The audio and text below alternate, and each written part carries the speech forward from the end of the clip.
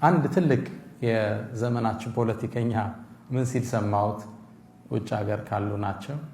ለአመታት እስር ቤት ታስሮ ወጥቶ ከዛ ወደ በትረ ስልጣን የመጣ ሰው ነውና ፖሊሶቹ አጅበውት ወደ መድረክ ሲያወጡት ዞር ብሎ አያቸውና ምን አለ? እነዚህ ፖሊሶች ድሮ እስር ቤት ላይ ፍርድ ቤት ስመላለስ እንዳላመልጥ እጀን ጠፍረው ይጠብቁኝ ነበር አለ። ዛሬ ደግሞ መድረክ ላይ አጅበው ያወጡኛል አለ። بعد عسر يسرا ዛሬ ይሄ አሸባሪ ብለ ስሙን ያጠፋው ምናልባት የሙስሊሞቹ ጉዞ ነገ በክብር ወደ ሜዳው ይመለሳል አትጠራጠሩ ኢንሻአላህ። يقول عائد القرني لا تحزن የሚባል ኪታባቸው ለምን ይላሉ? اذا رايت الصخراء يمتد ويمتد ይሄ በረሃው እየረዘመ አይንህ ማለቂያ አጥቶ ስትመለከተው فاعلم اوق ان وراءه ከርሱ በኋላ رياضا خضراء وارفة الظلال አረንጓዴ መስክ አለ ጥላው ያጠለለ እርግጠኛ ሁን ይላል። እንዲህ ረዝሞ ስታየው አይንህ ማለቂያ ሲያጣ እርግጠኛ ሁን እዛ በኋላ አረንጓዴ መስክ አለ። واذا رايت الحبل يشتد ويشتد ገመዱ በጣም ሲወጠር ስታየው فاعلم انه سوف ينقطع እንደሚበጠስ እርግጠኛ ሁን። واعلم اوق مع الدمعة بسمة ከማልቀስ ጋር ፈገግታ አለ። ومع الخوف امن ከመፍራት ጋር መረጋጋት አለ። ومع الحبس اطلاق ከመታሰር ጋር መፈታተም አለ። عسى ما ترى الا يدوم وان ترى له فرجا مما ألج به الدهر እርግጠኛ ሁን መልካም ነገር ከዛ በኋላ ይከተለዋል። ሶስተኛ ከኔ ጋር ናችሁ?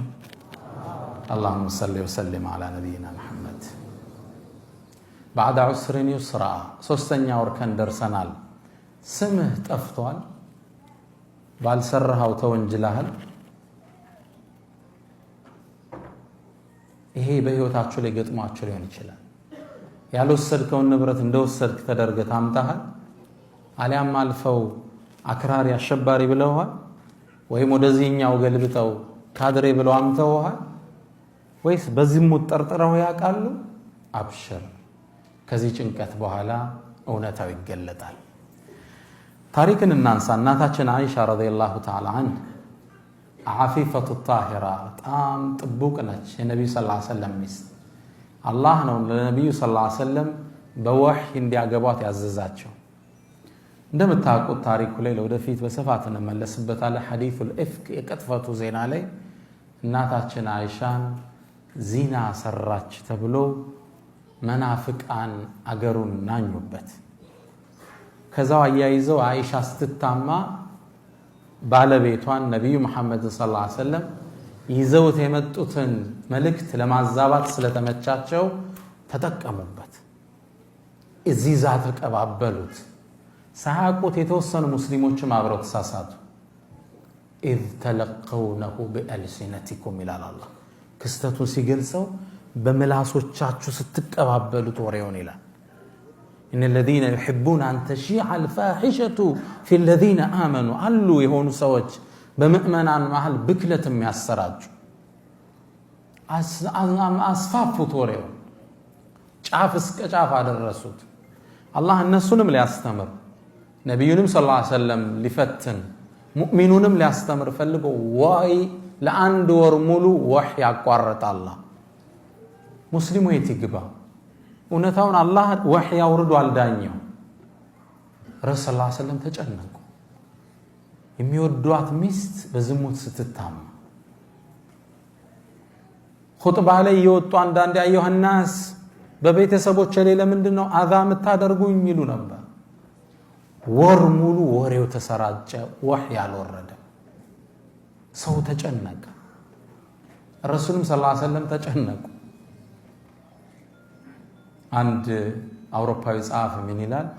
እኔ የነብዩን ነብይነት ስጠራጠር ይላል፣ ሙስሊም አይደለም ኦሪየንታሊስት ይባላል፣ ስጠራጠር ነብይ መሆናቸው የሚያረጋግጥልኝ ይሄ ታሪክ ነው ይላል።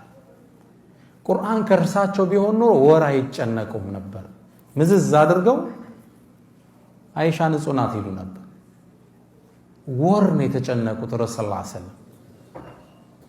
በጣም መዲና ታወከች እና አቡበክር ተረበሹ።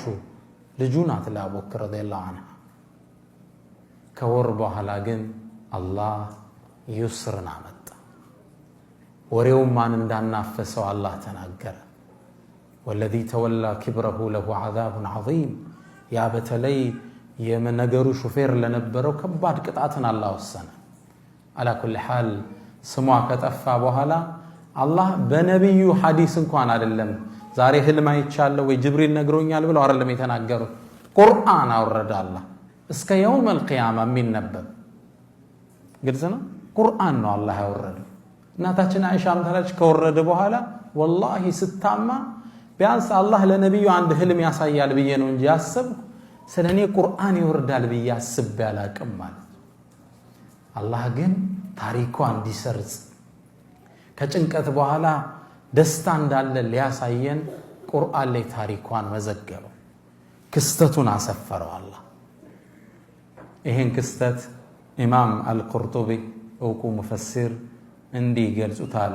ወኢነ ዩሱፍ አሉ ዩሱፍ እኮ ለማ ሩሚየ ብልፋሒሻ ዝሙት ሰራህ ተብሎ ነቢዩላህ ዩሱፍ እስር ወርደዋል አይደል? ታውቃላችሁ። ከንጉሱ ሚስት ጋር የነበራቸውን ሰጥ አገባ ብቻ ማንነቱን እርግጠኛም ከሆኑ በኋላ ለንጉሱ ክብር ሲባል ወደ እስር ቤት እንዲወርዱ ተደርጓል። ወኢነ ዩሱፍ እኮ ለማ ሩሚየ ብልፋሒሻ በመጥፎ በጸያፍ ስራ እንደሰራ ሲታማ በረአሁ ላሁ ዐላ ሊሳኒ ሰቢይ። ነቢዩላህ ዩሱፍ የሚኒስትሩ ሚስት ዚና ሊሰራይ ነው ስትል መረጃህ ምንድነው አምጣ አሉት። ሲሉት ይሄ ህፃን ብሎ ህፃኑን ጠራውና ህፃኑ ተናገረ። አላህ በምን ነው ነፃ ያወጣቸው? በአንድ በማይናገር ጥጦ በሚጠባ ህፃን ልጅ ነበር አሉ። ወኢነ መርየም የነቢዩላህ ዒሳ እናት መርየም ለማ ሩሚየት ብልፋሒሻ ዝሙት ሰራሽ ተብላ ስትታማ በረአህ አላህ ዐላ ሊሳን ኢብኒሃ ነቢይ ነቢይ በሆነው ነቢዩላህ ዒሳ ነው ነፃ ያወጣል። ዝሙት ሰራች ብለው በኒ እስራኤሎች ሲፎክሩ አላህ አናገረው።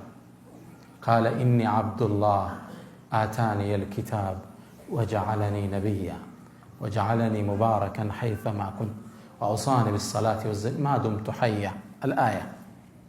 አላህ በማን ነው ነፃ ያላት?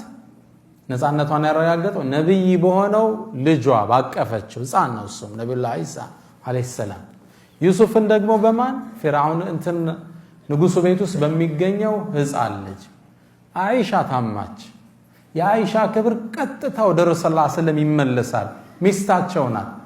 ለም የርዳ ለሃ አሉ ቢበራአት ሰብይን ወላ ነቢይን ሐታ ነጠቀ ቢነፍሲሃ። አላህ በህፃን ልጅም በነቢይም አልመሰከረላትም፣ በወሕይን ያጸደቀላት። ባዕደ ዑስሪን ዩስራ ስም ጠፍቶ ስታገኘው ሰዎች ባልሆነ ነገር ሲወነጅሉ ትንሽ ታገስ፣ በትዕግስት ያዝ አድርገው ነገሮቹ ተለውጠው ታገኛቸዋል። ሰዎቹ ካሙ በኋላ ሲያወድሱ ታገኛቸዋል። አላህ ህግ ነው። ኢነላህ ዩዳፊዑ ዐን አልዘീന አመኑ አላህ ከምእመናን ይከላከላል። ለጊዜው ይወራል፣ ግን እንዲህ ብለህ ነው እንድትወብት አላህ ያደርጋል። አላህ ከምእመናን እኔ ነው የምከላከለው ከነሱ ክብር ይላል። ስታቀው ሲገለጥልህ ትደነግጣል። ለጊዜው የማይሆን ስም ብትሰማ በመጥፎ ብትታማ ይሄ ዑስር ወደ ዩስር ይቀየራል። መጠራጠር የለብንም።